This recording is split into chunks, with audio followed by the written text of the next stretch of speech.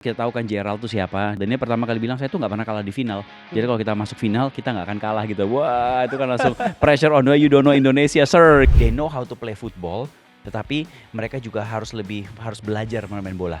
Nggak ada alasan, kita nggak membuat gol aja. Dan kita kalah bukan karena Vietnam lebih bagus dan mereka tidak memiliki peluang satupun. Kayaknya Patrick Kluivert dengan Gerald van den Berg mereka harus ngopi bareng atau makan nasi padang bareng terus milih-milih pemain buat lu siapa, buat gue siapa. Wah, senior kalau sekarang kita lihat striker yang masih usia segitu siapa ya? Rafael Struijk ya. Itu bisa mungkin 2010 itu sepertinya salah satu momen langka yang pernah terjadi sepak bola Indonesia. Itu kita keluar dari hotel pun nggak bisa. Lobby itu pasti penuh dengan orang, penuh dengan supporter. Kita masuk ke stadion waktu itu biasanya nggak bisa masuk dalam 2-3 pertandingan. Harus berhenti 100 meter dari stadion terus dibikin pagar bertis dan kita jalan ke GBK. Karena kan dia kena lututnya kan. Dan itu lumayan serius. Sebagai seorang pemain, dia cuma bilang, "Coach, saya ingin main. Gak sakit lagi, saya ingin main." Selalu menarik kalau misalnya kita pengen tahu gimana cerita di balik perjuangan timnas. Kalau di lapangan kita lihat sendiri bagaimana mereka berjerih payah merengkuh gelar juara, tapi kita juga pengen tahu bagaimana cerita di balik layarnya. Sudah bersama saya ada Coach Mathias Ibo. Siap. Coach, thank you waktunya ini setelah kemarin selesai timnas akhirnya bisa mampir ke sini. Yes, rehat dulu sebentar sehari gitu kan, lumayan lah.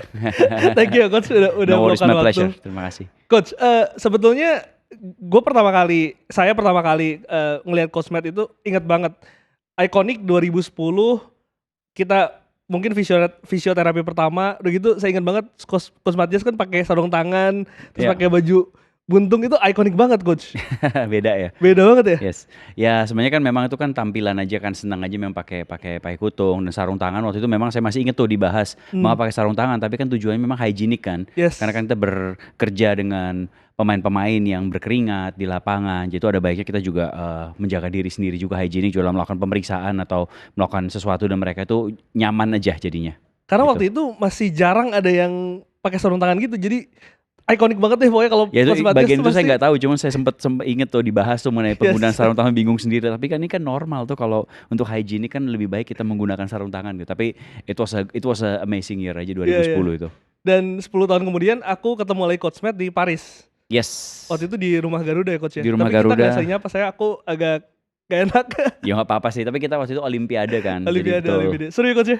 Seru. Itu Olimpiade bersejarah, 2 medali emas dari 2 cabang yang berbeda ya. Selain bulu tangkis kan kita dapat dari panjat tebing dan dari angkat besi kan. Walaupun last minute ya? Last minute tapi Deg-degan doesn't matter. Yang penting dapat 2 emas. Yes. Ya. Dan akhirnya tiba-tiba kaget sih lumayan Coach Mathias comeback lagi di Timnas Indonesia. Pengen tahu ceritanya Coach. Bisa Ya. kembali ke Timnas setelah belasan tahun mungkin? Ya sequel lah, Expendables 1, Expendables 2 gitu kan. Enggak, jadi apa namanya, sebenarnya kan waktu kan udah 7 tahun waktu itu dari 2010 sampai 2017 bersama Timnas kan. Ya akhirnya kan juga udah selama 7 tahun kemudian sudah ada network sendiri dengan pekerjaan sendiri. Akhirnya ya udahlah memutuskan oke, saatnya untuk bekerja di luar bola, banyak dengan komunitas lari dan seterusnya kan, apalagi olahraga, pekerjaan saya bukan hanya difokus di bola saja tapi mencakup olahraga secara keseluruhan kan, jadi ya sesuai yang dibutuhkan. Nah kemudian yang kemarin ini ya sebenarnya saya juga gak pernah mengatakan never coming back gitu kan. Jadi kemarin momennya pas, ada pelatih Belanda yang datang dan kebetulan memang saya karena kuliah di Belanda bisa berbahasa Belanda, dikenalkan dengan Coach Gerald. Jadi kita ngobrol terus dia tertarik, ayo bantu dong katanya, bilang oke lah kita lihat dari sisi project base dulu aja seperti gitu. Jadi ya udahlah kita bantu. Memang tujuan dari timnas U23 ini besok juga untuk ke arah Olimpiade ya. Makanya kan kalau kita lihat susunan pemain kita itu kan sebenarnya rata-rata 20-an tahun. Betul. Kalau secara average, jadi sebenarnya kalau under 23 dilihat itu sebenarnya masih jauh kan, kita sebenarnya bisa masukkan 22, tapi ini sebenarnya 20 tahunan. Jadi kalau kita melihat apa yang mereka lakukan kemarin sangat luar biasa, sangat muda. Dion tuh 19 tahun misalnya, Victor juga kan. Jadi mereka bisa bermain dengan bagus, dengan pressure yang ada, bermain dengan apik kan, kemudian bisa masuk ke final. Itu sudah pencapaian luar biasa untuk age group mereka melawan negara lain yang usianya jauh lebih dewasa daripada mereka. Gitu. Tapi sebelum masuk ke lapangan pengen tahu dulu Coach, spesifik spesifik ketika bertemu dengan Coach Gerald di awal, Iya. apa yang disampaikan dan juga mungkin apa yang diharapkan agar Coach Matthes ini bisa berkontribusi untuk timnas kita? Ya pertama kali dia bilang sih, halo, maksudnya kan kita tahu kan Gerald tuh siapa, dia juara dengan Belanda di Piala Eropa 88, kemudian Champions League juga juara, kemudian top scorer Liga Belanda pernah, Eredivisie title, dan dia pertama kali bilang saya tuh nggak pernah kalah di final. Jadi kalau kita masuk final kita nggak akan kalah gitu. Wah itu kan langsung pressure on you don't know Indonesia sir gitu kan.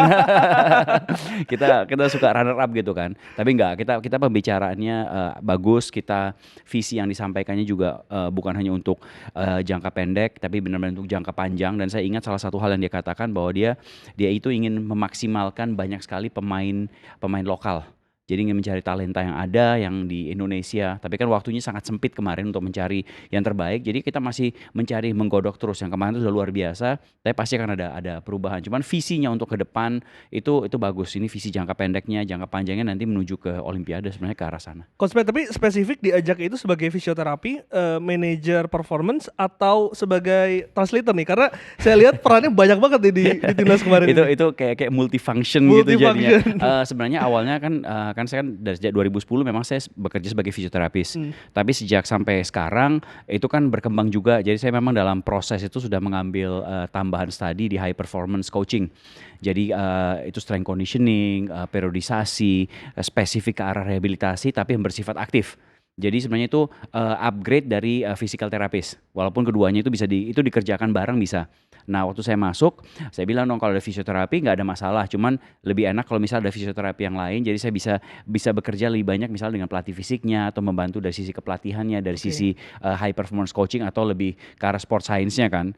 Ke arah situ, oke, fine. Makanya muncul tuh performance manager. Jadi sebagai seorang yang menjembatani atau antara fisioterapi dari sisi medik, dari fisik dan pelatih, dan kita melihat mana yang kurang, mana yang harus ditambah, latihan apa. Jadi berembuk lah di situ sebenarnya, dan kemudian menyampaikan kepada pelatih apa yang diperlukan. Jadi gitu. bekerjanya basis on data ya? Based on data ya. Jadi misalnya kita Jadi misalnya kita berlatih di lapangan, Valdano kan yang memegang dari sisi sport science-nya, GPS-nya kan. Jadi hari ini misalnya kita latihan nih di lapangan, oke, target latihan hari ini pemain tidak boleh berlari lebih dari 4 km. Nah dilihat tuh kan bisa ketahuan tuh, oke, jadi tracknya 4 km, terus lihat, wah ini kayaknya intensitasnya tinggi nih, heart rate-nya melebihi 50%, oke turunkan sedikit intensitasnya karena kita pengen recovery. Dan semua pemain itu kan berbeda-beda. Jadi ada yang bilang, oke, misalnya katakan saja sebut nama aja ya, bukan misalnya, Brandon misalnya, lu larinya udah kejauhan, turunkan intensitas, tapi ternyata intensitasnya masih tinggi, oke, enough for you today. Boleh cooling down sendiri atau main dengan skill dengan bola. Jadi semuanya supaya sama recovery-nya. Oh, artinya di setiap recovery dan juga latihan itu porsinya masing-masing individu itu berbeda? Sebenarnya porsi latihan secara umum sama, tetapi feedback dari pemainnya pasti berbeda. Feedback pemain berbeda, tapi itu kan secara umum dilihat lagi dari posisinya. Karena kan misalnya fullback tidak bisa disamakan dengan striker misalnya. Kan kebutuhannya berbeda. Fullback tuh ya running up and down the field kan. Jadi mereka memang VO2 max-nya pasti lebih tinggi, jarak tempuhnya lebih jauh dibandingkan striker yang harus eksplosif dalam jarak pendek. Nah itu juga dilihat, nanti dibagi lagi datanya, heart rate-nya berapa, kecepatannya berapa, apakah mereka sudah masuk ke zona berbahaya untuk cedera atau enggak. Jadi semua dilihat secara data seperti begitu. Coach, tapi penasaran, ketika diajak dan juga tadi sudah dijelaskan apa pekerjaannya, kenapa menerima Coach? Kenapa mau ikut dalam sequel kedua di timnas Indonesia? Sebenarnya sangat simpel lah. This is Indonesia. Kalau kita diberi kesempatan untuk membawa nama Garuda atau Indonesia dan membela negara kita, itu sebuah privilege ya, sebuah kebanggaan. Jadi sebenarnya dari situ aja mulai, karena kayak kemarin di Olimpiade juga gitu kan, membawa Indonesia ke sana atau di SEA Games, menaikkan, melihat bendera Indonesia naik dan kita nyanyikan lagu Indonesia Raya segala macam, itu sesuatu banget. Ya, jadi sebenarnya dari situ aja, dari Garuda di dadaku, kemudian pekerjaan yang kita sukai juga dan hobi yang bisa jadi kerjaan. Jadi kombinasi sebenarnya di situ. Passion juga ya? Passion juga. Menarik banget karena saya pengen tahu cerita di balik perjuangan kemarin, Coach. Kalau kemarin saya lihat, saya apresiasi perjuangan timnas begitu luar biasa. Tapi saya pengen mulai dulu dari pembentukan tim. Tadi Coach Matt sempat mengatakan pemainnya terbatas, waktunya terbatas untuk bisa mencari pemain, dan kita kalau lihat struktur pemainnya sendiri kan ini sebetulnya melanjutkan dengan tim yang sebelumnya, tidak berubah banyak struktur. Bagaimana Coach pemilihan pemain itu? Memang melanjutkan atau memang seperti apa? Sebenarnya pemilihan pemain kan memang dia sudah coachnya Gerald nggak sopan banget ya. Tapi dia memang lebih suka dipanggil nama dibandingkan coachnya. Ya orang bule kan panggil nama kan. Coach Gerald sebenarnya dia datang, dia tidak memiliki banyak waktu untuk melihat. Karena melihat Liga 1 atau Liga 2 terbatas lah waktunya. Jadi memang sudah ada nama-nama daftar dari database yang sudah ada nama pemain, ya dia hanya melihat video terus mendapatkan rekomendasi kan, rekomendasi juga dari pelatih-pelatih atau masukan-masukan dari orang yang berpengalaman di dunia bola. Jadi dia terima itu dulu, digodok, dicek mana yang terbaik, dibicarakan, akhirnya muncullah nama-nama tersebut. Jadi ya memang nama-namanya paling gampang dan nama-nama yang sudah dipakai sebelumnya. Dan mereka juga pemain yang sangat bagus, jangan salah. Nah, tapi memang ke depannya pasti akan ada lebih banyak ada eh, pencarian bibit lagi, akan ada scouting lagi, melihat lagi, mungkin nanti di TC berikutnya siapa tahu atau ada pemain-pemain lain yang masuk. You never know lah, tapi kan dia kan selalu mau melihat yang memberikan yang terbaik. Kalau pemain-pemain ini sudah baik menurut dia, ya sudah akan dipakai semua lagi. Jadi begitu. Spesifik dua nama, Jens Raven dan juga Brandon Schuneman. Ini dua pemain baru yang dipanggil oleh timnas Ya. U23. Kalau Jens Raven mungkin di juniornya pernah coach. Ada alasan spesifik kenapa dua nama ini dipanggil? Kalau setahu saya waktu Brandon memang dia dipanggil karena Coach Gerald tuh pergi ke beberapa tempat, salah satunya Arema ya, di mana Brandon bermain, dan dia tuh melihat bagaimana Brandon berlatih dan bagaimana dia salah satu bisa berbahasa, diajak ngomong juga enak, santun, etikanya bagus, dalam berlatih itu memberikan 100%. Dan saya kembali ke situ lagi tentang sistem pelatihannya, dan dia suka gitu. Cuman memang Brandon kan waktu itu jam mainnya kurang banyak. Ya. Jadi tapi dia sudah melihat bahwa ada potensi dari anak ini yang bisa dikembangkan, karena dia nggak hanya bermain sebagai central defender tapi juga bisa bermain sebagai gelandang bertahan. Jadi bisa multifunction. Nah, ini suatu hal yang Coach Gerald sangat suka, di mana pemain itu bisa inisiatif bermain di dua posisi yang berbeda seperti itu. Kalau Jens Raven? Kalau Jens Raven kan memang sudah pernah kan waktu itu Hmm. sudah di Indonesia, dan karena ada di Belanda memang dia juga bermain sangat bagus, dan kita membutuhkan striker untuk mendampingi hoki, karena kan ya tim lain seperti Marcelino mereka sudah terlibat dengan klubnya sendiri atau udah masuk ke timnas senior, jadi kan lebih enak tuh mencari pemain yang muda begitu. Tapi kalau penilaian Coach Matt ya terhadap pemilihan pemain dari Coach Gerald, paling suka tipe pemain seperti apa sih? Multi posisi tadi menjadi kelebihan atau ada hal lain yang mungkin diprioritaskan Coach Gerald? Dia suka memang pemain yang bisa bermain di dua posisi yang berbeda, karena kan memberikan opsi. Karena kalau kita melihat struktur dia bermain di AFF kemarin, banyak sekali beberapa pemain yang bermain di posisi yang berbeda begitu kan, yang menjadi pertanyaan publik juga mengapa kan. Tapi kan dia memiliki alasannya sendiri. Karena kan dia inginkan sebenarnya di dalam tim itu pemain-pemain yang paling fit yang bisa bermain dalam tim. Jadi dia bukan hanya melihat dari sisi nama saja, tapi dia juga melihat para pemain pada saat mereka berlatih, siapa yang memberikan 100%, 200%. Kalau mereka dalam berlatih itu sangat gigih, sangat tekun, kerja keras, nah itu mendapatkan nilai plus buat dia. Dan itu bisa bilang, oke, kita bisa melihat nih si pemain A, wah dia berlatih dengan keras, dia melakukan instruksi dengan baik, tidak salah passing, oke, mari kita coba dia di pertandingan sebagai starter. Saya jadi penasaran, waktu pertama kali latihan Coach, impresi pertama Coach Gerald terhadap pemain Indonesia yang bermain Indonesia seperti apa yang disampaikan Coach Ya, Matt? kalau dia melihat dia pertama dia melihat kita kan dari sisi talenta, dari sisi penguasaan bola kan oke, bagus. Cuman memang dia bilang, wah ini kalau talentanya, pergerakannya, they know how to play football, tetapi mereka juga harus belajar bermain bola. Jadi gitu, harus lebih diarahkan taktiknya, strateginya, ke arah mana, larinya, diajari pola pikir, kreatif dalam bermain bola. Jadi dia melihat ada banyak hal yang bisa dibangun. Fondasinya udah bener, tinggal Asah, diasah menjadi lebih baik. artinya memang talenta itu diakui ya Correct. Coach ya, cuman Yes. itu mungkin pemahaman taktikal dan juga bagaimana bermain dengan pikiran ini lebih Betul, apalagi lebih penting. betul, apalagi dia dan itu dia yang sangat suka kalau pemain tuh misalnya kalau kita suruh, "Oke, pemain A, kamu berdiri di sebelah kiri." Tapi kalau misalnya hanya berdiri sebelah kiri nggak ngapa-ngapain, nah itu dipertanyakan, kenapa kamu berdiri sebelah kiri? Kenapa kamu nggak mencoba masuk ke dalam? Kenapa nggak inisiatif sendiri untuk menyerang atau bertahan atau ke situ?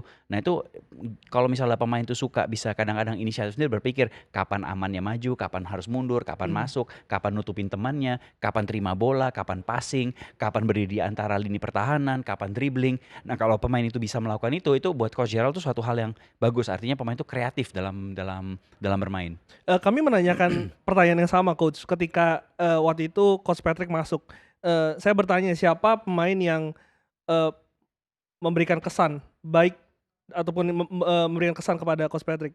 Kalau Coach Gerald ada nama yang langsung melihat kayaknya jatuh cinta nih di pandangan pertama. Kalau jadi pandangan pertama, dia itu sangat suka dengan Arkan ya. Sangat suka dengan Arkan, tapi secara keseluruhan pemain-pemain lainnya juga dia sangat suka. Kalau kembali lagi ke Brandon, dia cuma bilang Brandon is a good player to have in a team. gitu. Jadi dia bilang mengatakan itu. Tapi kalau untuk anak emas tuh nggak ada ya. Semua dia dia senang aja gitu. Dia hanya melihat bahwa dia ingin mengembangkan mereka, bekerja sama dengan mereka seperti gitu. Coach, berapa lama sih pembentukan tim ini prosesnya? Pembentukannya sih kayak kita cuman training tuh 3 minggu. Oh itu berarti TC itu, pemilihan di situ langsung TC? Pemilihannya sudah ada sebelumnya karena kan liga itu berakhir, akhir tunggu Mei, sebentar, akhir Mei ya. akhir Mei ya? Akhir Mei terus mereka hanya punya liburan 2 minggu setelah itu masuk ke TC. Jadi pada dasarnya mereka sudah dilihat di akhir-akhir liga dan karena liga kita kan nggak semua bisa bermain karena dengan regulasi pemain Ya, asing, ada pemain senior dan seterusnya, hanya beberapa yang mainnya, sering main. Misalnya kan kalau Kakang tuh sering main, Dion tuh sering main. Kadek. Kadek tuh sering main, tapi yang lainnya ada yang kadang-kadang main, kadang-kadang enggak gitu. Jadi kemudian hanya membutuhkan waktu 3 minggu training camp, setelah itu kompetisi, begitu. Nah TC di Jakarta itu apa yang menjadi fokus waktu itu Coach? Sebenarnya fokusnya bukan fisik lagi ya, karena kan kalau fisik itu sebenarnya tidak digenjot di timnas, kecuali memang TC kita tuh jangka panjang kayak 2 bulan, 3 bulan, oke berarti kan pasti ada pelatihan fisik. Tapi kalau misalnya 3 minggu, itu lebih bagaimana tim itu bisa bermain secara baik bersama, jadi antar lininya itu jalan, pemain itu saling memahami satu dengan yang lainnya kan, itu diutamakan, terus lebih ke arah recovery. Karena kan setelah musim yang panjang, mereka hanya libur 2 minggu atau 3 minggu, kemudian mereka bermain lagi, kemudian kita akan ada pertandingan di mana setiap 3 hari kita bermain dalam 15 hari ya, 5 pertandingan sampai final tuh 3 hari aja Mmm, breaknya. Pemain itu butuh recovery bukan latihan fisik. Jadi lebih banyak untuk bagaimana memulihkan otot yang sudah cedera, bagaimana mereka bisa istirahat yang cukup, bagaimana nutrisi yang bisa menunjang performa mereka dan seterusnya. Lebih lebih fokus ke arah situ. tapi melihat pertandingan-pertandingan kemarin apakah Coach Matt, melihat dan juga menilai, fisik kita cukup? Kalau dari sisi fisik sih sebenarnya itu tergantung dari pemain. Sebenarnya kita kadang bilang, "Wah, ini fisiknya kurang nih." Sebenarnya sebagai pemain bola itu fisik itu penting ya, jangan Mmm, jangan jangan salah paham. Tapi sebenarnya bagaimana cara kita sebagai pemain bola tuh menempatkan diri di lapangan. Kalau misalnya seperti tadi kita bahas nih pemain A, dia berdiri di sebelah kiri. Eee, Dia lari ke depan tuh dengan tujuannya apa? Jadi kalau misalnya dia cuman lari naik turun tapi nggak ada tujuan, ya jebol. mmm, Jadi itu sebenarnya dari pemain fisiknya itu mereka oke, cuman mereka harus bisa bermain efektif. efektif. Jadi kalau mereka misalnya naik ke depan overlapping, itu pasti akan dapat bola untuk crossing terus Mmm. balik lagi. Jangan hanya lari ke depan sekencang mungkin, terus nggak dapat bola balik lagi. 2 kali nggak dapat bola balik lagi, lama-lama capek juga naik turun. Nah itu yang menentukan dari fisik. Jadi kalau misalnya kita melihat katakan apa yang netizen katakan, "Wah ini fisiknya kurang bagus nih." Nah itu sebenarnya ada benarnya juga, tetapi sebenarnya itu juga dari sisi efektivitas dari permainan. Kecuali kalau kita melihat misalnya permainnya itu nonstop digempur, ya capek juga. Tapi Ya, itu dengan semua tim pasti akan capek dan perlu ada rotasi. Jadi kalau dari sisi fisik sekarang, kalau dari tim ini sebenarnya menurut saya fisiknya itu sudah oke. Yang mereka butuhkan kemarin tuh recovery karena tadi musim yang panjang hanya 2 minggu liburan itu pun mereka harus tetap latihan, dapat program, dapat pekerjaan rumah, nyampe ke sini kita latihan lagi untuk kompetisi yang berat tuh kita nggak mau genjot fisiknya, kita pengen mereka itu reload lah. Jadi kayak ibaratnya kita lagi nge-charge HP mereka kita colok ke tembok gitu ke listrik supaya 100%. Jadi kita cari recovery-nya seperti begitu. nah, artinya kan ada pendekatan yang harus juga diberikan, Coach Gerald kepada para pemain. Betul. Ada caranya nggak sih? Ada cara yang dilakukan oleh Coach Gerald nggak? Kalau ini dari secara perembukan dari tim ya, jadi dari Coach Gerald, dari asistennya, dari tim sport science-nya, dari performance manager-nya, dari dokternya, dari fisio, asisten pelatih dan semua itu kita tuh setiap hari itu pasti ada meeting, kita pasti membicarakan apa yang perlu dilakukan termasuk rencana planning latihan. Meeting tuh dengan pemain? Enggak, Oh, pelatih? antara pelatih Oke, oke. aja, antara pelatih kita membicarakan kira-kira ini apa yang perlu dilakukan nih. Jadi kita membahas nih kan ada datanya dari GPS itu, wah ini pemain A, dia ternyata sudah sangat overuse, pemain B kemarin dia latihan intensitasnya terlalu rendah, jadi harus ditingkatkan. Nah kita bagi nih, kita langsung bagi ke 4 blok atau 5 blok sesuai kebutuhan. Nah itu dilihat nih misalnya, ini saya sebutkan namanya aja secara random aja ya. Mmm, Misalnya oke, blok A, wah ini misalnya blok A, wah Ferrari, Kadek, Brandon, Hanan, Donitri misalnya. Oke, kayaknya mereka kemarin ini latihannya, karena mereka main berturut-turut, mereka agak capek. Jadi besok pagi recovery-nya nggak di lapangan tapi di hotel, jadi lebih banyak kardio, misalnya sepedaan, masuk ke oke. kolam, fokus di range of motion-nya, mobility, setelah itu massage. Nah kemudian ada blok B, pemain, grup kedua, sebutkan misalnya blok B itu siapa, eee, Ardi, Ahmad Maulana, Jens Raven, siapa lagi tuh, Altaf, Firman begitu. Oke, mereka kemarin itu intensitasnya dalam latihan terlalu rendah. Jadi apa yang dilakukan, oke besok berarti mereka pada saat kita latihan mereka harus ada latihan fisiknya sedikit lari up and down dibantu dengan pelatih fisik. Kemudian mereka harus misalnya kita tambahkan antara treadmill dengan sepedaan, jadi naikkan intensitasnya sedikit, kemudian baru nyebur kolam, tambah mobility. Jadi semua itu ada blok-bloknya. Jadi disesuaikan. Clustering ya? Ya clustering. Jadi tujuannya agar pemain itu satu, mereka tuh proporsinya itu sama, tidak overuse untuk meminimalisasi terjadi cedera, karena kan mencegah itu bahasanya tuh saya suka mencegah cedera, tapi kita nggak bisa mencegah cedera. Eh, Shit happens bahasanya ya, maaf ya, langsung beep begitu disensor. Enggak sih, enggak sensor. Maksudnya kayak Arkan gitu, dia main dengan bagus lawan Filipina ketiban. Iya. Nggak ada yang tahu kayak gitu, susah diatur Ya itu bad luck aja, Iya. bukan karena bad intention dari pemain Filipina. No, ya kakinya nyangkut terus jatuh ketiban, awkward, kena lututnya kan. Ya udah, nah itu kan nggak bisa dicegah hal seperti gitu. Tapi yang bisa lakukan adalah meminimalisasi terjadi cedera dengan melakukan blok-blok tersebut. Jadi supaya pemain itu tidak overuse. Kalau mereka overuse, mereka paksakan ototnya, hamstringnya bisa kena atau betisnya. Kalau mereka terlalu rendah misalnya, terus mereka paksakan berlari, tubuhnya nggak siap, eksplosif, heart rate-nya naik terlalu cepat, kemudian engap, kehabisan fisiknya. Jadi ini yang faktor-faktor ini yang pengen coba dihindari. Coach, gimana pemain merespon metode latihan ini? Ya mixed feeling kan, karena kan dari era sebelumnya kan mereka kan latihannya bisa 4 kali sehari gitu kan. Oh ya? Dengan STY. Hmm. Kalau Coach Jared sebutnya bukan STY, STY. Stay. Keren dong. Stay kan bingung, how is stay? Gimana coach? What is stay gitu kan? Oh STY maksudnya, STY aja kenapa sih? Jadi berbeda kan, jadi pemain juga meresponinya, mereka ada yang terbiasa dengan banyak latihan fisik, tapi ada yang menyukai ini karena ada lebih banyak memikirkan tentang recovery mereka, sehingga mereka juga bisa fokus pada nutrisi mereka, kondisi mereka, nggak mudah cedera dan lebih detail. Tapi ya itu mix lah. Tapi ini baru the first rodeo kan, masih kan baru 1,5 bulan bersama, ya kita harus melihat lagi nanti di bagian kedua, 3 dan 4 dan seterusnya. Coach Matt melihat sosok dari Coach Gerald 1,5 bulan ini, Ya. seperti apa sih? Sosok pelatih seperti apa? Wah, kalau orangnya ya seperti dia tuh kelihatan lah, masih kan seorang yang pernah berkecimpung dalam dunia bola, pernah juara Piala Eropa dengan Belanda terakhir kali loh itu. Dan dia itu mainnya nggak kacang-kacangan. Teman mainnya di timnas Belanda waktu itu Ronald Koeman, Ruud Gullit, Van Basten, Frank Rijkaard. Kelas berat semua itu ya? Ya kita tahu tuh mereka semua legenda kan. Terus dia skornya tuh lebih bagus dari mereka semua. Lebih bagus, dan kalau kita melihat misal Ruud Gullit bilang kalau dia memilih the best 11-nya Belanda, Gerard van den Berg itu salah satu yang dia akan masukkan sebagai sayap kanannya. Jadi kemudian melihat dia juga pernah bermain di PSV, bermain di Ajax, kemudian dengan dengan asis yang luar biasa, pergerakannya, top scorer, dan dia tuh membawa aura itu. Dia seringkali dia selalu bilang gini, if you wanna become a good player, you play hard. You only play short as a footballer, you should work hard. Jadi artinya lu pemain bola, lu harus berikan yang terbaik di lapangan. Lu latih apa yang lu perlukan, lu asah skill lu terus menerus. Lu pada saat berlatih itu bukan hanya asal hari ini kita berlatih overlap atau passing, enggak. Lu coba try visualisasi game itu pada saat berlatih. Lu mau lari kemana, lu mau passing kemana. Gua kalau misalnya dari sayap kiri, terus misalnya cut, gua akan passing bolanya ke tiang jauh. Coba latihan tendang itu, coba latihan itu. Dilakukan, passing, ngobrol sama teman. Jadi dia coba menjelaskan pada teman pentingnya memvisualisasi sebuah game itu pada saat latihan. Jadi bukan asal tendang-tendang aja. Dan itu direct kasih tahu direct ke pemain. Direct ke pemain langsung.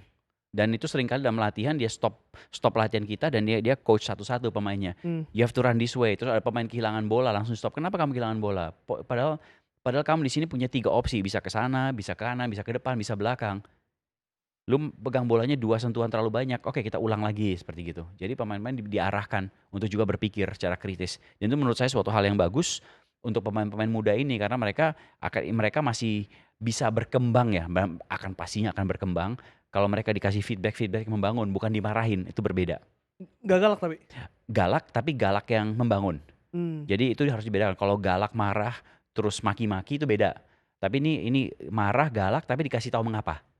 Dan harusnya bagaimana. Jadi in one sense kayak kita takut, tapi di satu sense juga bilang, tapi lu seharusnya kayak gini gitu. Jadi ya dia kan berbicara dari pengalaman, jadi kita nggak bisa ngapa-ngapain juga. Ya betul sih. Gitu. Oke, Coach, saya mau masuk ke spesifik soal turnamen kemarin. Iya. Kita diberikan harapan menang besar 8-0, meskipun memang banyak pengamat yang mengatakan itu bukan menjadi tolak ukur. Dan setelahnya kritikan itu diberikan kepada lini serang kita. Kita sulit mencetak gol. Betul, Coach Matt. betul. Apa yang terjadi? Ya itu suatu hal yang memang nggak bisa dipungkiri ya. Maksudnya Coach Gerald juga mengatakan tuh di press con bahwa kesulitan kita adalah mencetak gol dan kita tapi di satu sisi kalau kita melihat permainan kita pada saat kita melawan Filipina yang kedua, Malaysia yang ketiga dan kemudian Thailand, penguasaan bola kita tuh di atas 70% Ya. secara keseluruhan. Jadi artinya kita penguasaan bola kita sudah bagus. Kita bermain bola dengan menciptakan peluang, tapi hanya saja tidak bisa memaksimalkannya dan itu sesuatu hal yang susah karena memang kalau tujuan dari bermain bola itu kan satu kita menang kalau kita nggak kebobolan, tapi kita pasti akan menang kalau kita mencetak gol dan tidak kebobolan. Ya. Nah itu suatu hal yang apa namanya kemarin memang menjadi kendala itu harus diakui dan itu harus suatu hal yang memang harus kita perbaiki ke depannya. Bagaimana bisa memanfaatkan peluang yang ada dan mencetak gol gitu. Karena opsi di depan yang terbatas atau mungkin karena cederanya Arkan dan juga Tony yang menjadi nyawa dan juga kreativitas di tengah, Coach? Sebenarnya kan Tony itu cederanya pada saat melawan Malaysia kan. Ketiga ya? Ketiga. Jadi Ketiga. sebenarnya pada awalnya mereka bermain dengan leluasa, dengan enak ya. Memang Jan Schraven membuat 6 gol di pertandingan pertama, tapi yang 2 gol lain itu dari Arkan dan dari Hanan. Iya. 2 pemain lokal. Nah, setelah itu memang yang mencetak gol hanya Jens saja sampai final kan. Dia mencetak 1 gol melawan Thailand, terus melawan Filipina itu Robbie Darwish dari lemparan ke dalam own goal kan. Jadi pada dasarnya memang itu suatu hal yang nggak bisa kita katakan wah nggak sih cari alasan, nggak ada alasan, kita nggak membuat gol aja seperti itu. Sebenarnya waktu lawan Vietnam kemarin ada 2-3 peluang yang seharusnya bisa mutlak menjadi gol dan tidak terjadi dan kita kalah bukan karena Vietnam lebih bagus dan mereka tidak memiliki peluang satupun. Ya, setuju itu. Kita kalah karena set piece, karena corner. That's it. Konsentrasi. That's it. Saya bukan kesalahan pemain, tidak menyalahkan pemain, tapi bukan karena Vietnam bermain dengan bagus menciptakan peluang terus gol indah, tapi ya karena satu momen elapse saja. Coach, didapat curhatan dari Hoki Carakang kemarin. Karena kan dia benar-benar kemarin kayaknya benar-benar ditekan abis sama fans gitu dan saya lihat sih responnya kalau di lapangan sangat baik ya. Ya. Dia mental dia sangat sangat kuat. Dia hoki sangat top sih, sangat top, sangat profesional. Tidak mudah ya menghadapi kritikan, apalagi kritikannya kalau kita baca itu kayak kita baca juga ikut Gemes. ikut sedih lah, ya ampun segitunya sih. Maksudnya kritik boleh lah, tapi kritik mbok ya membangun ya, Jawanya udah keluar mbok ya membangun gitu loh. Maksudnya gimana ya? Cuman ya dia menunjukkan dengan performanya di lapangan waktu adu penalti pun dia sangat dingin ya mencetak gol gitu. Jadi sebenarnya oke dan dia mendapat dukungan dari pacarnya yang selalu ada di situ nonton kayak gitu. So, ya. Artinya sebetulnya tidak terganggu. Ya mungkin ada terganggu cuman tetap fokus di. Ya, dia pasti berpikir lah ya, apalagi ada situasi di mana dia ada dengan kasus dengan somasi kepada orang-orang yang kurang ajar ya dalam bersosial media itu pasti sedikit membubarkan konsentrasi dia, tapi dia tidak menunjukkan itu pada saat dia bertanding dan itu sangat profesional. Oke.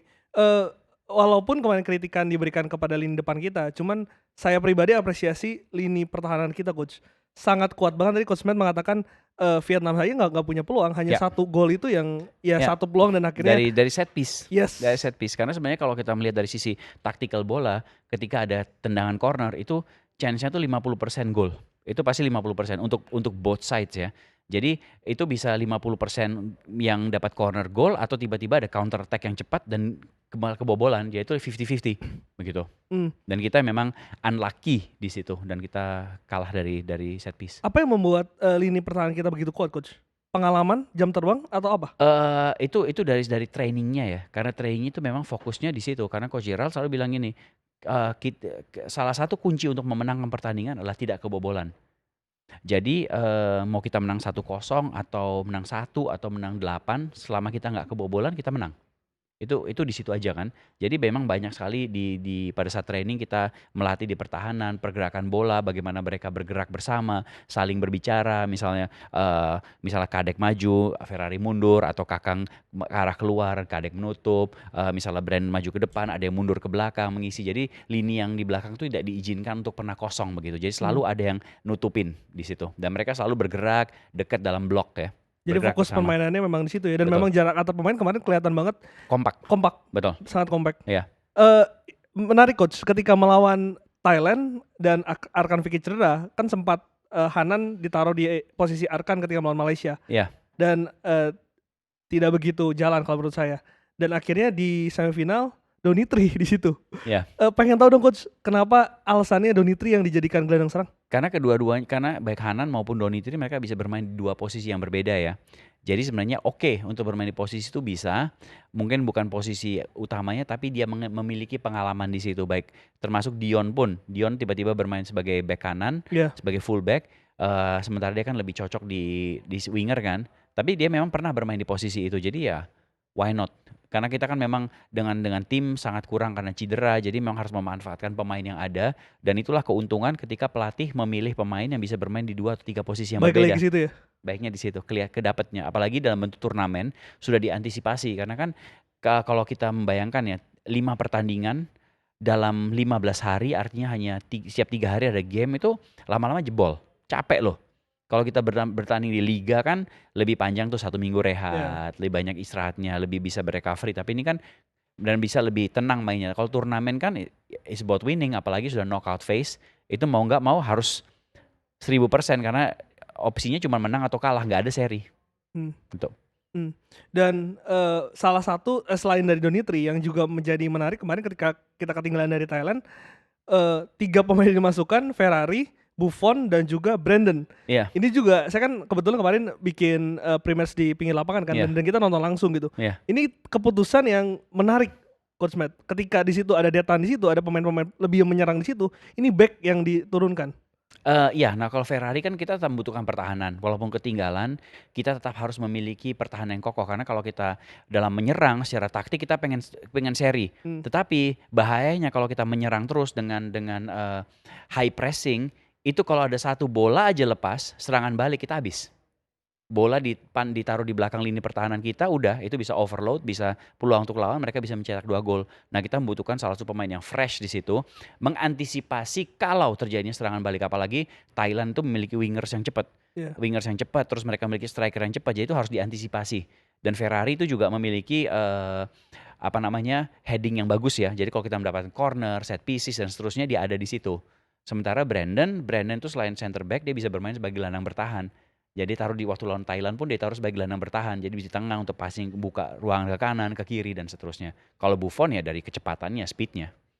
Buktinya waktu yang terjadi melawan Thailand ketika ada serangan balik, Buffon yang sprint dari dan dia melakukan last minute tackle. Itu contohnya tadi mengapa kita perlu pemain yang fresh di belakang untuk mengantisipasi terjadinya hal seperti begitu. Jadi semua pemain yang dimasukkan itu memiliki tujuan taktik yang clear. Yes. Jadi bukan asal kita butuh skor jadi asal secara buta masukkan semua yang bisa bikin gol. No, kita harus memikirkan lini yang lainnya supaya tetap seimbang. Justru kalau overload dengan pemain di posisi yang sama malah mereka ngumpul di posisi yang sama malah nanti ada satu bagian yang kosong gitu. Dan itu lawan akan lihat itu dan akan attack bagian itu. Kalau adu penalti gimana coach? Itu memang pilihan dari coach Gerald dan juga apakah sudah dipersiapkan sebelumnya? Kalau penalti seperti yang di preskon ya dibilang dia pengennya menang tanpa adu penalti dan kalau penalti itu jatuhnya itu memang keberuntungan ya. Kita kan anggapannya ya udah sama kuat dengan Thailand, shake hands udah selesai sama playing well. Nah untuk penalti sendiri itu diberikan kebebasan kepada para pemain siapa yang paling percaya diri dan confidence untuk mengambil penalti. Means itu pemain yang inisiatif? Pemain inisiatif semua. Pemain yang inisiatif semua? Siapa yang mau ambil? Saya. Terus nanti udah terkumpul kan 5 yang pertama itu penting kan. Tinggal mereka atur siapa mau duluan. Itu artinya 5 pemain itu yang mengajukan diri coach? Correct. Wah itu mentalnya juga. Makanya itu sebenarnya itu cara yang terbaik untuk adu penalti. Kalau misalnya kita tahu nih wah dia selalu bikin gol. Contohnya misalnya wah bikin gol terus. Tapi tunjukkan bikin gol. Belum tentu pada saat momen itu dia kayak aduh kayaknya gue kecapean banget nih takutnya nggak masuk. Bisa jadi dia percaya diri, lebih baik bertanya siapa yang siap. Kalau saya siap ambil artinya dia oke. Dia berani mengambil resiko dan itu rata-rata pasti bagus. Karena pemain yang tahu kondisinya sendiri ya. Yes. Coach lebih susah lawan Vietnam atau lawan Thailand? Sama-sama susahnya. Sama-sama susahnya. Ya kembali lagi ke bahasan sebelumnya, kita nggak bisa bikin gol.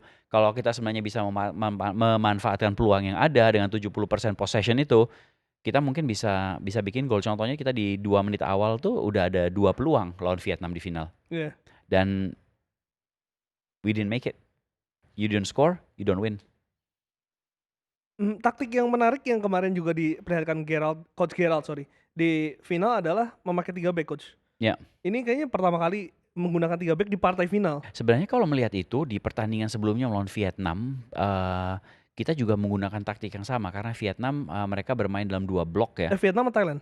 Vietnam, tadi kan Vietnam kan? Iya, Vietnam. Ya Vietnam. Jadi Vietnam tuh bermain dalam 2 blok. Mereka tuh bermain dengan di belakang tuh 5, kalau bertahannya 5, nyerangnya 5. Nah itu harus diantisipasi, makanya harus ada 3 back dan 2 full back mengantisipasi itu. Di mana 2 full back itu akan mengawasi pemainnya bukan bolanya. Kalau bolanya diawasi, pemainnya kabur dapat pas one two lewat. Makanya itu ada mengantisipasi mereka karena sebelumnya kita waktu menghadapi Vietnam U23 kita juga menggunakan persis taktik yang sama. Dan sebetulnya taktiknya jalan ya dengan tidak adanya peluang Vietnam dari Betul. open play sebetulnya jalan ya. Betul. Karena sebelum pertandingan pasti tim lawan tuh pasti dianalisa kan.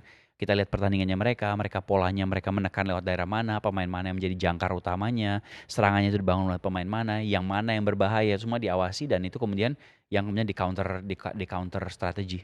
Dan kalau misalnya kita ngomong Vietnam ya nggak hanya di sini aja tapi dari sebelum-sebelumnya ini kan pasti akan memancing emosi, memancing fokus dengan segala cara dan bahkan kemarin pelatihnya pun ikut-ikutan lah. Ya. Coach, Ya, itu gimana sih sebetulnya? Mereka itu mastermind-nya dan trash talking itu ya kalau kita melihat dari sisi kita menyebalkan tapi they're smart. Itu harus saya kasih sekali kredit ke Vietnam. Mereka tahu caranya. Dan itu sebetulnya sah di sepak bola kan?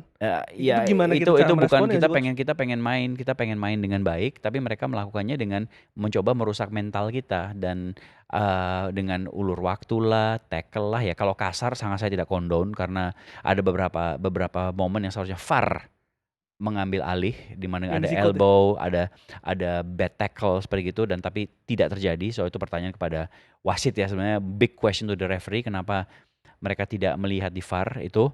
Kemudian kalau itu mereka itu cuman karena kita membutuhkan gol dan mereka tahu Robbie itu bisa melempar bola dengan sangat jauh, jadi mereka ganggu aja sih di situ. Dan memang ya kita kena kartu merah karena memang tidak boleh masuki technical area mereka secara rules of the game, apalagi menendang ya udah itu terpancing emosi ya, it's not nice kena kartu merah, it happens. Pelatih juga mengatakan dia nggak happy dengan situasi kartu merah, tapi ya udahlah terjadi, kita terpancing. Tapi ya bagaimana kita bisa mengantisipasinya ya kayaknya kita harus counter balik. Kita harus lebih banyak trash talk kalau mereka trash talk balik ya kita ganggu mereka trash talk balik. Kalau mereka ganggu kita pintar-pintar ganggu mereka. Bukan dengan dengan menendang mereka secara kasar, tapi kita harus pintar-pintar juga untuk memainkan itu ya. Memprovokasi. Makanya Pak Erik waktu sebelum pertandingan final kan sempat ngomong ya, harus berani main. Budaya kita sopan santun. Ketika kita Kadang-kadang bagus, culture kita sangat ramah tamah, baik. Jadi kan kalau kayaknya mau narik baju sedikit atau ngomong kasar atau ganggu gitu, itu kayaknya belum gitu. Tapi kan kalau kita lihat pemain mereka juga omongannya juga nggak nyaman. Cuman ya that's sport itu satu sisi mungkin nggak baik, tapi satu sisi kalau how to win ya kalau bisa menjatuhkan mental pemain. Kalau mental pemain lawan udah hilang hilang mentalnya, konsentrasinya itu lebih gampang diatur karena tahu mereka serangannya bakal gampang dipatahkan. Coach, overall tadi kita udah bicara banyak soal taktik, soal bagaimana di lapangan. Menurut Coach Matt sendiri, kalau misalkan kasih penilaian debutnya Gerald Van den Berg dan juga Runa Muda di kemarin 1-10, berapa nilai yang diberikan? Saya kasih 9 sih. 9? Kasih 9, very good. Dia bisa memanfaatkan waktu yang singkat dengan pemain-pemain yang dia tidak kenal, membentuk sebuah tim dengan usia yang muda, dan bisa membuat mereka bermain sampai final. Apalagi Indonesia harus bermain satu game lebih banyak dari tim-tim lain. Artinya tim-tim lain itu memiliki waktu istirahat lebih banyak dari kita. Tapi kita tetap bisa masuk ke final. Dan again kalahnya juga bukan karena Vietnam lebih bagus, cuman ya karena it happens di football. Jadi saya rasa dia sangat bagus di situ. Dia mengajarkan karena taktiknya sangat simpel. You bermain bola, you bergerak. Sangat simpel untuk dimengerti. Bagaimana tetap bergerak dengan bola, menguasai bola, passing di antara lini, bergerak di antara lini, dan pemain bisa mengerti itu dan menjalankannya. Mana match terbaik? Match terbaik kita? Mungkin lawan Brunei ya. Enggak sih. Match terbaik kita itu waktu kita melawan Thailand. Kalau saya pribadi, Thailand tuh terbaik karena kita semifinal. Dan yang kedua itu lawan Filipina. Filipina so good. Mereka sangat cepat tapi bisa diantisipasi dengan baik oleh tim kita. Robbie waktu itu bermain dengan luar biasa di situ. Ya Robbie salah satu main yang full dari Correct. match pertama itu fisiknya juga Robbie is good. Gila juga. Robbie is good. tim akan artinya kan ini sudah dibubarkan ya coach untuk sementara. Tapi kan kalau nggak salah kemarin saya ngobrol sama Pak Zaki akhir bulan ini sudah mulai dikumpulkan lagi untuk persiapan kualifikasi Piala Asia. Iya, kualifikasi Piala Asia itu antara tanggal 1 sampai 9 September kan. Jadi ya nanti akan dilihat lagi. Belum tahu pemain-pemainnya bagaimana. Saya rasa pasti dari tim ini juga pasti akan banyak pemain yang masih dipanggil ya. Tapi knock-knock bukan saya yang memanggil, tapi juga dari tim pelatih. Mereka melihat mana yang siap, mana yang bisa dan seterusnya seperti begitu. Karena kemarin kayaknya pemain pelapisnya pun juga masih kurang coach ya. Maksudnya secara jumlah dan juga secara opsi itu masih sedikit kurang sih. Kalau kurang sih nggak mungkin ya, tapi mungkin akan ada rotasi karena kan ingin melihat pemain yang lain lagi gitu. Jadi semakin banyak database atau pemain yang dipanggil, semakin mudah kita menciptakan suatu tim yang tangguh. Apakah ada opsi peluang untuk bisa memanggil mungkin pemain yang masih di timnas senior tapi masih bisa bermain di U23? Nah itu opsi itu ada, cuman pada saat itu kan timnas senior juga akan itu ada FIFA Match Day Ya, dan betul. mereka juga akan Di bertanding sana. 2 kali. Nah yaitu nanti antara ya kayaknya Patrick Kluivert dengan Gerald Van den Berg mereka harus ngopi bareng atau makan nasi padang bareng terus milih-milih pemain buat lu siapa, buat gue siapa, udah gitu. Tapi opsi itu masih ada ya, tapi Opsi itu masih ada. masih dibicarakan. Ya, masih dibicarakan, kita lihat lah mana yang main lebih penting kan. Kalau misalnya menanyakan pendapat saya rasa yang qualifier AFC itu jauh lebih penting karena ini kan membuat kita bisa lolos ke Piala Asia U23 di Saudi Arabia tahun depan, sementara timnas senior itu friendly. Mempersiapkan diri untuk bulan Oktober nanti untuk ke Piala Dunia kan. Jadi kalau dari sisi prioritas sih saya rasa U23 yang harus diprioritaskan. Coach, siapa yang menurut Coach Matt perlu dipanggil timnas U23 dari senior? Wah, senior kalau sekarang kita lihat striker yang masih usia segitu siapa ya? Rafael Struijk ya, itu bisa mungkin. Tapi ya, again kalau kita melihat dari situ, Marcelino mungkin bisa, tapi kita lihatlah dia dibutuhkan di senior atau enggak. So, Korea Selatan, Laos dan juga Makau. ya Grup seperti apa ini? grup yang sulit. Jangan meremehkan Laos dan jangan meremehkan Makau. Laos juga sebagai negara mereka berkembang sebagai tim bola. Kita lihat kemarin mereka bermain gak jelek-jelek amat loh di AFF U23 ini. Makau mungkin ya again kita harus hormati lawan kita. Saya nggak tahu kualitasnya mereka seperti apa. Tetap harus berhati-hati karena di momen kita lengah itu di momen kita kalah. Jadi semua pertandingan harus dianggap sama, harus dianggap berat, serius, dipersiapkan dengan matang. Dan saja Korea Selatan itu partai puncaknya ya, pertandingan ketiga. Pertandingan terakhir ya? Pertandingan terakhir artinya everything dipersiapkan untuk pertandingan itu. Ini kan cuman bisa lolos juara grup dan juga peringkat 2 terbaik dari 8 grup kalau nggak salah ya. Iya. Berapa besar sih peluang kita untuk bisa lolos? Kalau misalnya katakanlah ya kita coba hitung matematikanya ya. Kalau kita misalnya menang lawan Makau dan lawan Laos, ya kita harus mencetak sebanyak mungkin gol dan tidak kebobolan. Jadi selisih golnya tinggi.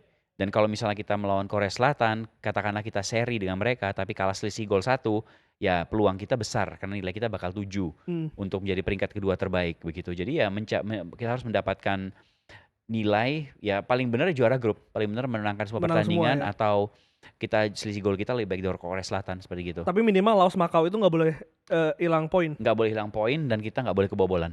Targetnya memang lolos. Harus lolos. Harus lolos. Kita harus positive thinking, harus lolos. Jadi selama kita aim high, hasilnya juga tinggi. Gitu.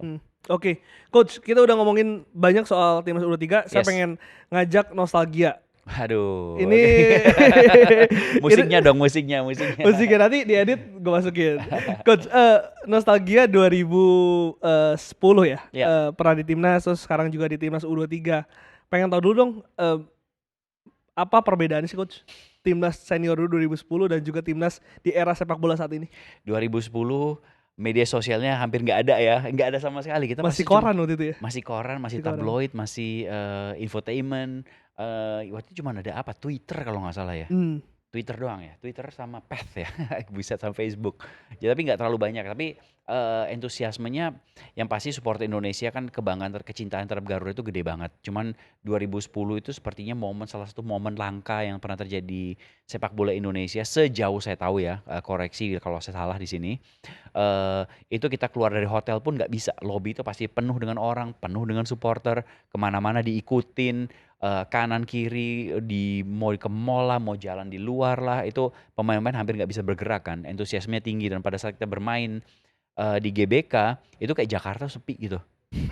Saya dengar teman-teman Jakarta sepi gitu, nggak ada satu mobil pun yang melintas, semua pada nonton rame-rame, nobar di manapun yang ada TV-nya seperti gitu. Di mall-mall pun ada screen nonton, itu gede banget entusiasme supporter luar biasa. Kita masuk ke stadion waktu itu biasanya nggak bisa masuk dalam 2-3 pertandingan, harus berhenti 100 meter dari stadion terus dibikin pagar bertis dan kita jalan ke GBK. Itu Sebabnya tuh apa ya Coach ya? Apakah residu dari Piala Asia 2007 atau I don't ada know, faktor lain? mungkin karena pada saat itu diangkat oleh media dengan luar biasanya infotainment-nya dan saya rasa salah satunya itu adalah itu momen di mana Liga Indonesia itu adalah liga pada saat itu bermain dengan sangat bagus. Pemain-pemain itu banyak banget dan enak enak ditonton. Iya, iya. Mulai dari kita bisa nyebutkan kipernya siapa aja. Kipernya pada saat itu ada Markus, ada Ferry, ada Kurnia Mega. Zora Mega, ada Made, ada Jenry Pitoy. Iya. Jadi tuh pilihannya banyak, backnya ada Hamka, ada Nasua, ada Maman, ada Benny. Benny, ada Zulkifli, Hmm. ada Maman, ada Nova, 7. Nyebutan gampang gitu kan. Tengahnya ada Firman, ada Bustomi, ada Ridwan, ada Wanggai, ada Okto, ada Ridwan, ada Supardi. Strikernya Boci, Bahdim. ada Boas, BP, Hmm. Kurniawan, Yongki, Itu Irfan. angkatan Itu gokil sih. kayak kita Coach. kalau pelatih malah pusing bukan milih pemain, malah siapa yang mau dicoret gitu jadinya kan.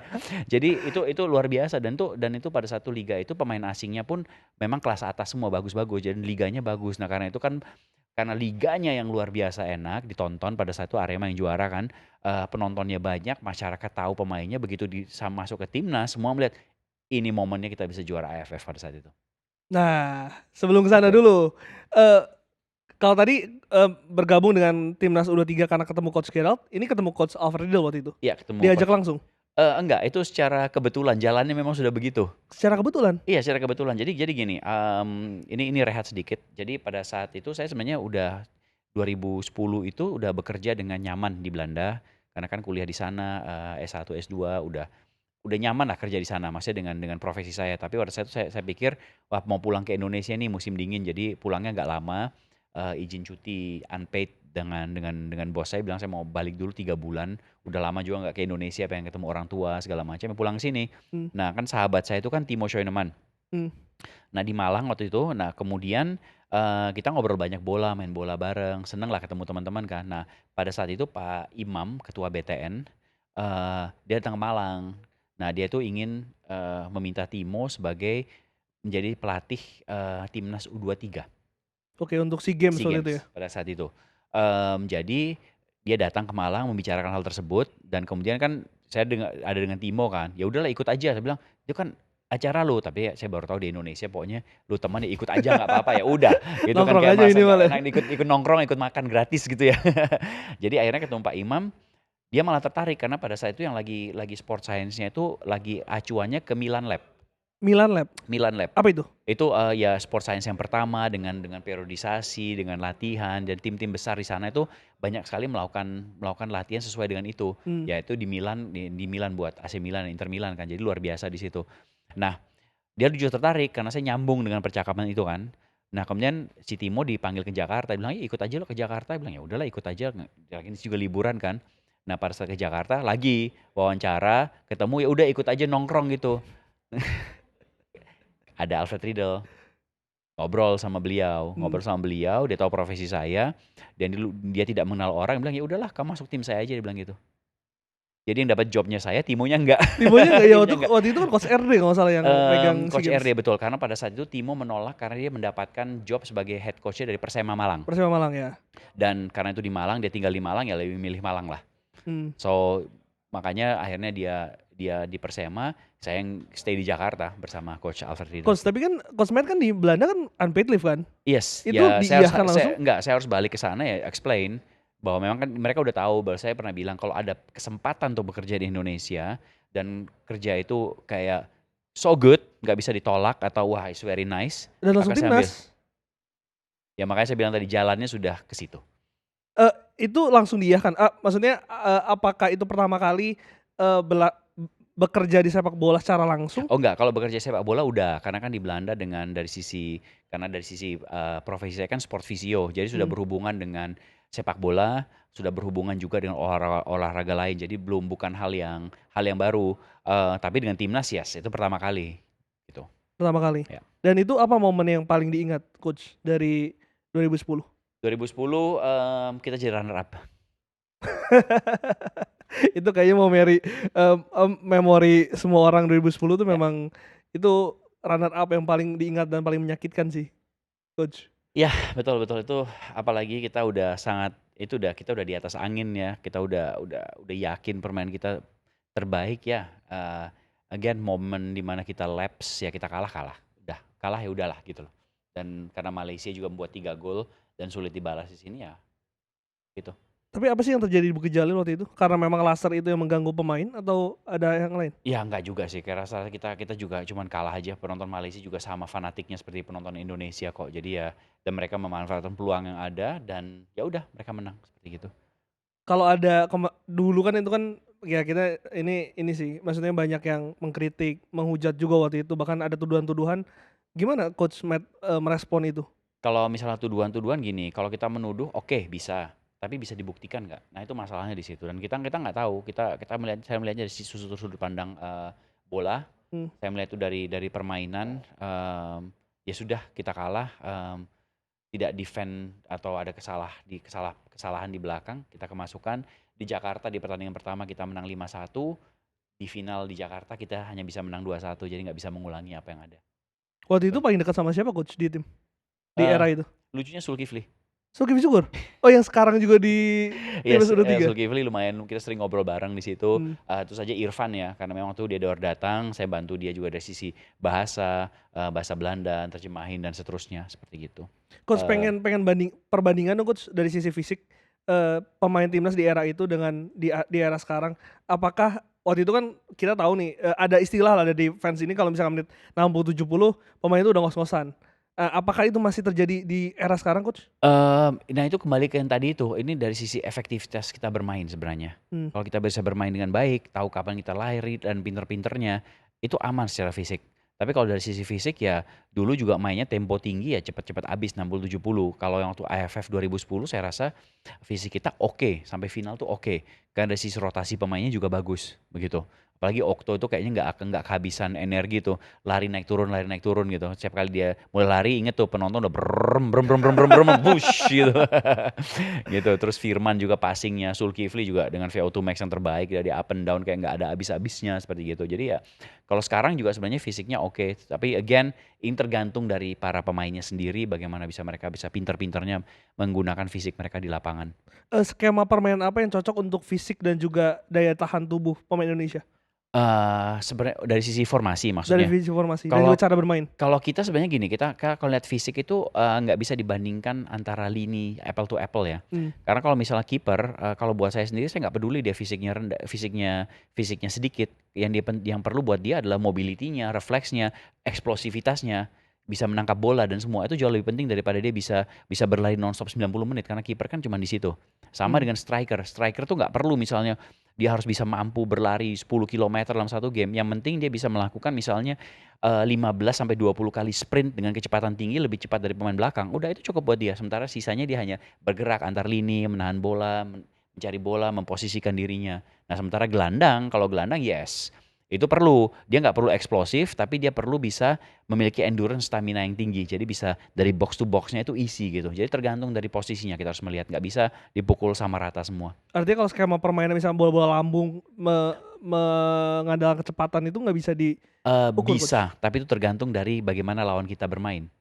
Kalau misalnya kita melihat, cara Vietnam bermain kemarin, kita ada bola lambung, mengapa? Karena mereka itu high pressing Mmm, dan lini belakang mereka itu rata. mmm. Jadi kalau bola itu di belakang lini pertahanan mereka dan kita memiliki striker yang cepat atau gelandang itu bisa menjemput bola itu bisa one on one. Dan itu 2 Ada peluang kemarin? iya ada 2 kemarin di mana Hanan mendapatkannya dan Arjuna, ada dua peluang yang cukup baik di situ. Mmm, mhm, Lawan Thailand pun demikian.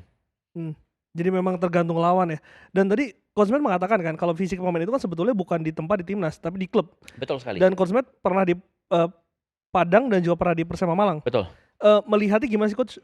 Apakah apa ya, genjotan fisik di klub ini sudah cukup baik untuk bisa menopang pemain di timnas atau Harus butuh sebenarnya, ditingkatkan? harus. Mengapa? Karena timnas ini kan sebenarnya ya namanya juga tim nasional.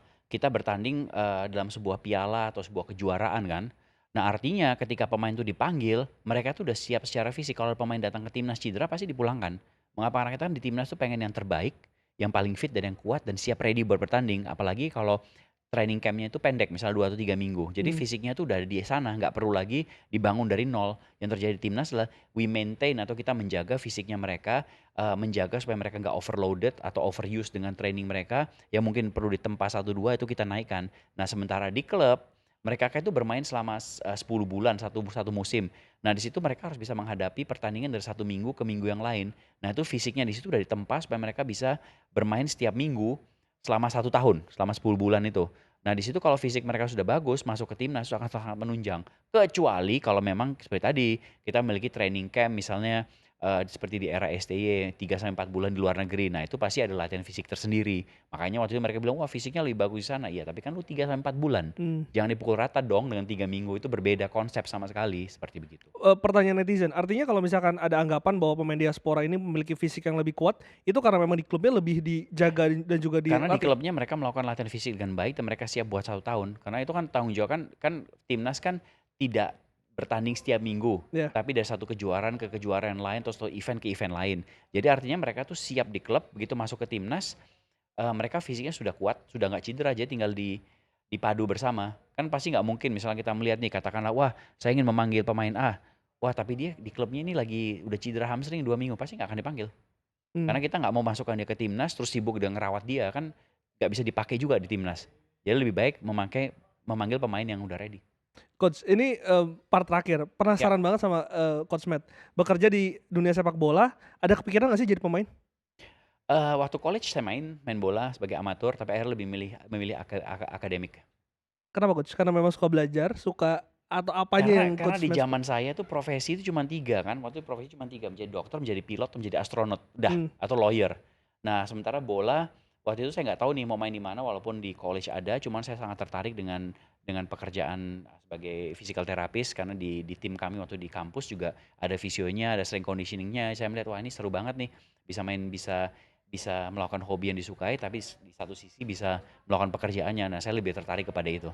dan Coach Matt ini kan jarang ya profesi Coach Matt apalagi di kalau sekarang mungkin banyak ya, tapi Ya. di waktu itu kan jarang bahkan nggak ada waktu itu Coach. Waktu itu saya masuk sudah ada sebenarnya. Jadi yang bilang fisioterapi pertama dan seterusnya, oke lah. Tapi sebenarnya udah ada waktu saya masuk, ada Yan Izar juga, jadi Mmm. bekerja sama dengan beliau. Dia bahkan sekarang pun masih masih setia bekerja dengan Persija, Izar Lubis. Jadi ya kami bersama di situ.